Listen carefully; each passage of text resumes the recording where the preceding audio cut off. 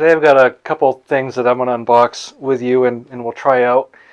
Anyway, I've got this Titan quick hitch on here. I got this last year and I did do a review on it. So one of the bigger problems, there was a couple things, was these are the bushings that you use for quick hitch. And with the drilled pins that it came with, what happened is these little dogs wouldn't recess enough for you to take these out. So what I had to do is I replaced these drilled pins with a little bit narrower or thinner diameter ones, and now it recesses like it should. So what I'm using this thing for is not like plowing or heavy ground engaging. Sometimes I'll put a little 4-foot graded blade on it, but nothing that's really going to put a lot of stress on this. So this little narrower diameter drilled pin, it's not really an issue as far as I'm concerned. So that was the primary issue I had with this quick hitch. These right here, they're not, it's a little sloppy, and if you put this next to like a Woods quick hitch or a John Deere iMatch, you'll see the fit and finish on this is way subpar. But the selling point of this is it's probably a third the cost of an iMatch. The second thing that I had problems with this was the paint. I don't even think they used primer on it, and it faded pretty quickly. So I ended up taking some Rust-Oleum John Deere paint to shine it up a little bit.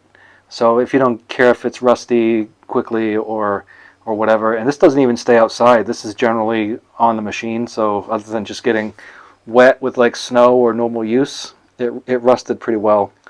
And the last thing is when you come to this right here where the hook was, it was this hook that bolted in, and it never really gave me the right pitch to hook anything on.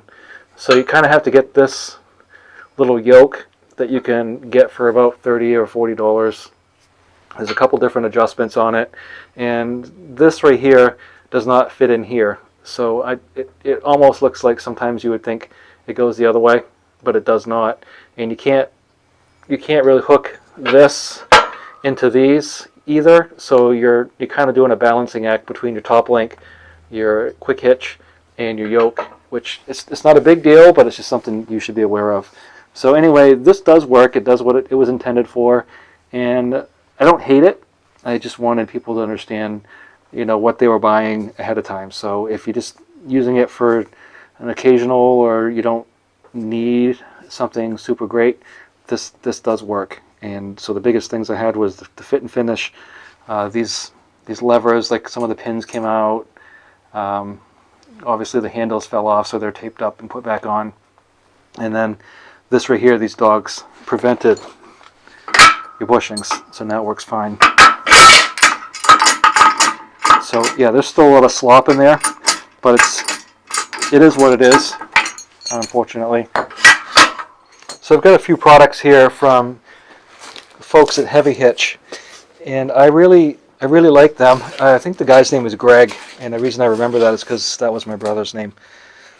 So Heavy Hitch, they primarily used to sell Reese style hitch adapter implements, accessories. So it was just a 1-pin square tube plug into your Reese hitch, which a lot of people have all kinds of things now. You can even get a toilet seat with a 5-gallon pail that goes in your Reese hitch.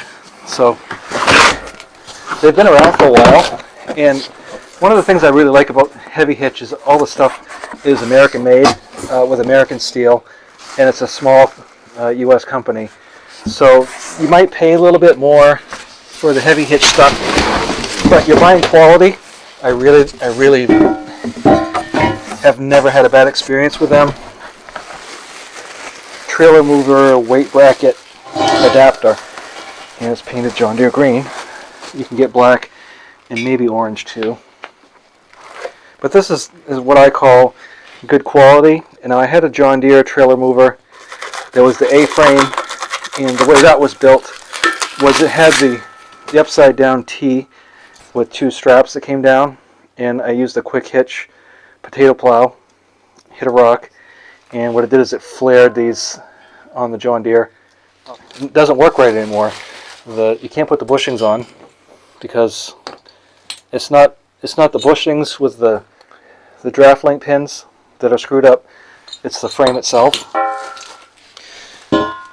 So the way this is built is you can take the John Deere 42-pound hanging weight suitcase weights, and you can double stack them. You can stack it there in here, and I think it takes probably at least, by the looks of it, 3, 6, probably 12, maybe a little bit more, but it looks like 12. So made in USA, US steel. So you can have a couple of different issues. Sometimes you'll have something like this where you can put the hook in and I think it'll work, and sometimes it doesn't. And if you use this, then you're in this position here where this is out too far. So even with your top link in as far as it goes, you've lost the ability to change the pitch. So take that out. We'll see if we can get this lined up where we want it.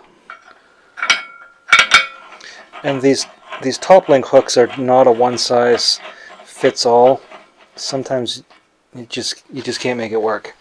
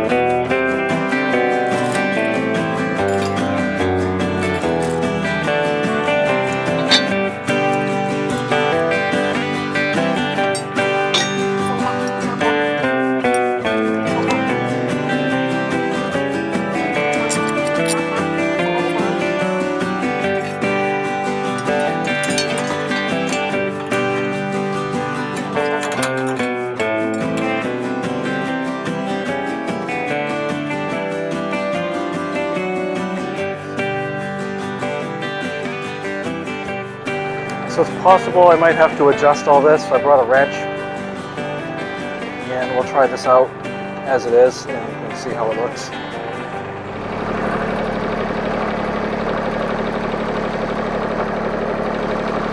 Let's see how this goes.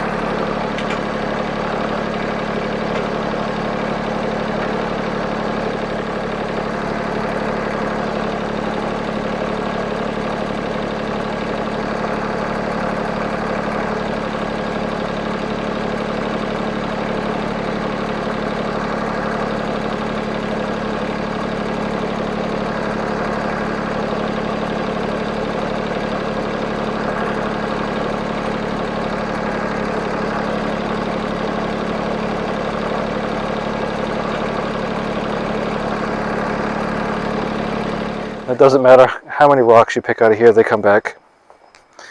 We do grow rocks.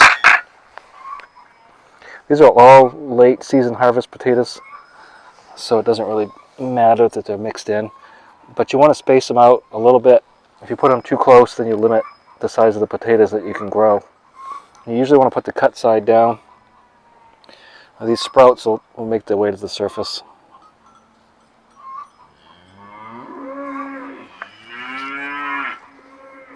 One thing you want to do too is we want to make sure that they're covered pretty well.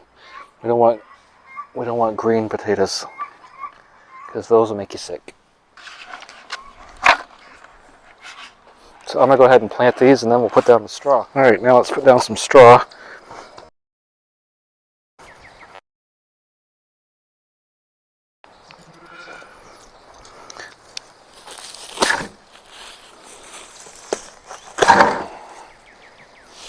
I like this kind of straw here because it spreads really well. Almost too well in some instances, but I love it in the chicken house and for bedding. Sometimes you get straw and it's real stemmy. Alright, so here you got the potatoes all in. They're hilled, bedded, trenched, and I've only got straw on top. So what I'm going to do is I want to lightly water this down so when we get some wind it doesn't blow all the straw off. But once you give it a good initial soaking, it should stay. I've had the opportunity to use this a little bit. What I've decided is I want to shove these discs in a little bit more to narrow up the width of the bed. And so this right here is how you just reverse this from using it as a row marker. You just pull the pin out here and flip it around. This is already preset at the depth that you want it.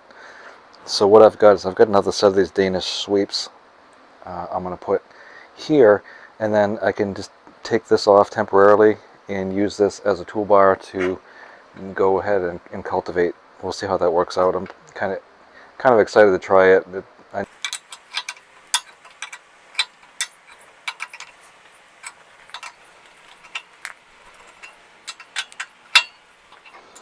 I will say that the fit and finish on these Heavy Hitch, the paint job, and they did a really nice job with the painting on it. I had some narrow ones somewhere. They were for cultivating on my farm wall, but I don't know where I put them off the top of my head.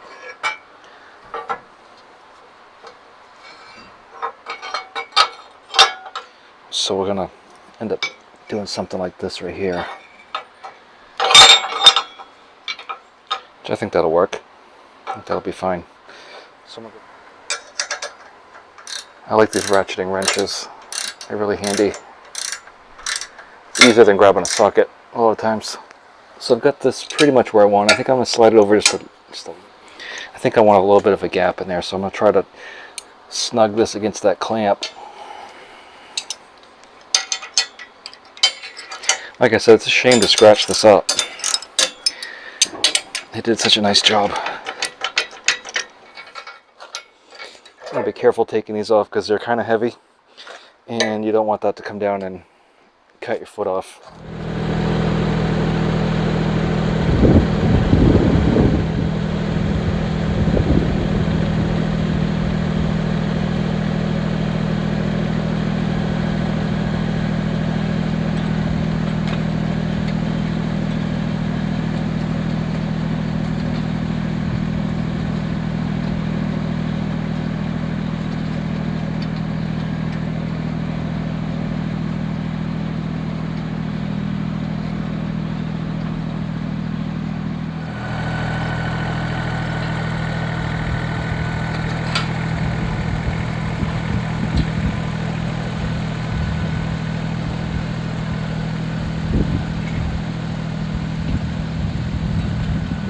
Heavy Hitch, better furrower, worked pretty well, and I do recommend it. It's good quality merchandise, and it was pretty easy to put together. So anyway, I hope you enjoyed the video. Talk to you next time, and thanks for watching.